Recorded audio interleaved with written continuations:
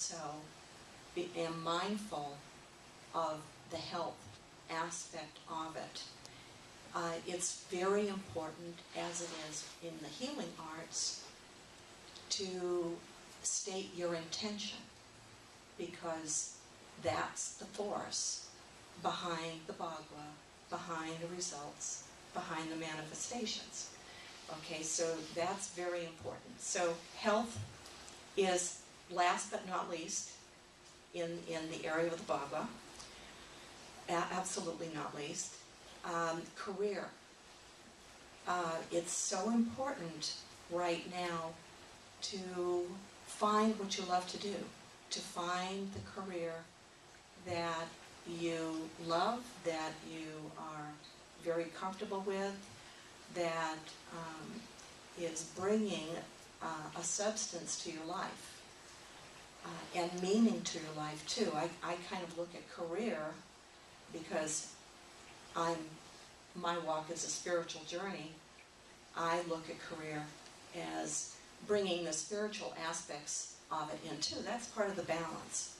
You have your physical, your emotional, your spiritual, that you need to bring into alignment to actually get what you want. That's very, very important. And many times there's one major thing that is missing. And you wonder, well, why did that take place? Or why did I not have the experience that I hope to have? It's because you miss that one element. And speaking of elements, it covers the 4 major elements. Well, it covers wood, and it covers metal, and it covers water too in some of the areas. And so it's really quite a study. It's kind of like studying astrology or any of the healing arts that you might be interested in. You really need to focus on what your niche is in Feng Shui. There might be several things, or there might be one thing. Okay, so it also covers wisdom and knowledge, and Lord, we need that. We need that so we can move forward in our lives. It covers family issues, for healing, for bringing people together, for forgiveness, for that unity of spirit, not only in the physical family, but in the spiritual family. It also covers prosperity and wealth. And although I don't see any separation, wealth, I feel, is, it just encompasses everything that you do. It's your whole life. And prosperity, most people relate to monetary gain, money issues, this kind of thing. So it's okay to have the prosperity, but you want the wealth in your life so you can gain wisdom in using it. And then there's fame. Now, fame is a huge area for you. It takes a lot of energy to put out if this has been your goal in life, if this is something that you truly want to attain. So you have to look at some of the aspects of fame. Respect covers respect. Not just accomplishing. It's very protecting. It has to do also with your reputation. So you'll always want to have a clean spirit, so to speak, in your affairs, in what you do. So, and that can be on a global basis, or it can be on a community basis, or it can be just people knowing what you teach, and sharing that aspect. Relationships. That has to do with love situations, partnerships. Learning how to respect each other's views, learning how to accept each other, period. And bringing a balance in that, and also attracting your soulmate or the relationship that you would like to have in your life. And a lot of that has to do with communication, so you want to be open with each other. You want to be trusting.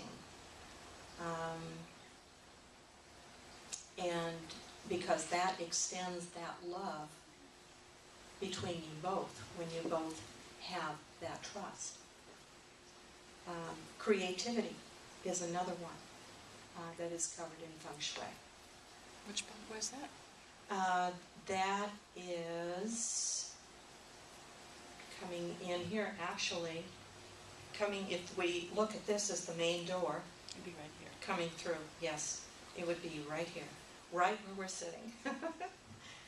So, if you feel that you don't have a creative bone in your body, you can work with the energies of creativity to bring ideas into form. And it also has to do with children. And you know how electric children are. And there's so much that you can learn from them and their energy. And sometimes it gets like really overwhelming, the energy.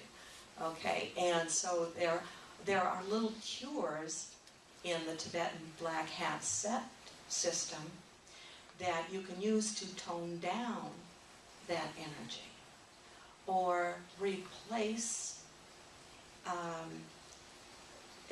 Say there's an area in your home that's void of energy or carries very little energy.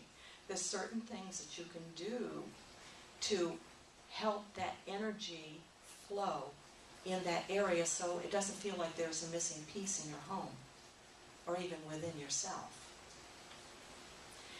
And I'm going to get to the journey. Hold on. So, and then the next aspect, which is over in the far corner here, is helpful people and travel. Well, when I had studied Feng Shui, a friend of mine had introduced me to this particular class and said, you've got to take this class, it's just absolutely wonderful. And I knew what most people generally knew about Feng Shui, that it had to do with creating the harmony and the balance that you wanted and the natural flow of energy into your home so it becomes more welcoming, not just to other people, but also yourself. Because you can just kind of feel really icky in your home sometimes. So you wanted to create that natural flow. Well, I had no idea at the time I was studying this how I was going to use it, how it was going to benefit my life. I was pretty happy with my life, the way it was. So when it came to helpful people and travel, my teacher, who is El Nathan Batoon, he is a master teacher. He has taught for like 18, 19 years now.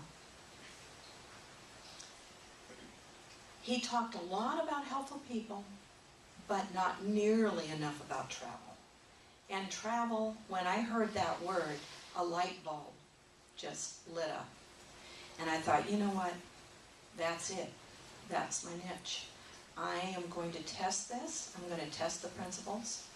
And I'm going to see just how it works, if it will work for me. And although as you work the principles of Feng Shui, after a point, it is very necessary to believe in what you're doing. But when you're first starting and you're testing it, then you can work with everything that you've learned, put it into place, and see how it activates for you. And remember, I mentioned that intention is one of the most important ingredients for Feng Shui. Without an intention, whatever you do to an area of your life that you're trying to enhance, without it, it's not going to go anywhere. It's like giving it employment. You know, you're giving it a job to do what you're requesting of it. Okay, so that's very important.